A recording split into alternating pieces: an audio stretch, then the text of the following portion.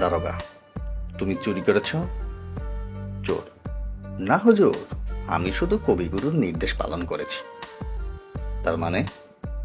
গতকাল মাঝরাতে একটা গান ভেসে এসলো, আজ জ্যোৎস্না রাতে সবাই গেছে বনে।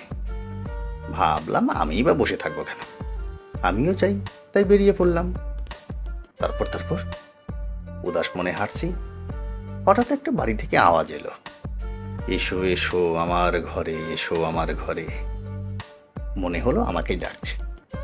টুক করে ওই বাড়িতে ঢুকে বললাম, হলো কি? ঘরে ঢুকে শুনলাম ঘরেতে ভ্রমর এলো গুনগুনিয়ে, বেশ আনন্দ পেলাম। বুঝলাম আমাকে স্বাগতম জানাচ্ছে। এদিক ওদিক তাকিয়ে কি করব ভাবছি, তখন শুনতে পেলাম, এবার উজাড় করে লহে আমার যা কিছু সম্বল। কবিগুরুর আদেশ তো আর অমান্য করা যায় না। সব মালপত্র এক জায়গায় জোর করে বেঁধে ফেললাম। সঙ্গে সঙ্গে আমার কানে ভেসে এলো, আজই দক্ষিণা দুয়ার খোলা। পেছনের দরজা দিয়ে যখন বেরিয়ে পড়লাম, তখন বেরসিক পুলিশ এসে আমাকে ধরেল। আমি কত মতো বোঝানোর চেষ্টা করলাম আমি চুরি করিনি, কেবলমাত্র রবীন্দ্রনাথের নির্দেশ পালন করেছি। ওরা বোধহয় রবীন্দ্রনাথের নামই শোনেনি, মূর্খ।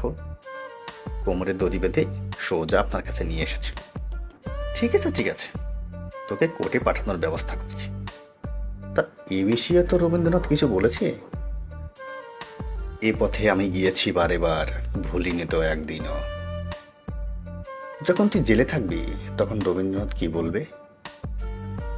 ভেঙে মোর ঘরের চাবি নিয়ে যাবি কে আমারে, ও বন্ধু আমার, না পেয়ে তোমার দেখা একা একা দিন যে আমার কাটে না রে।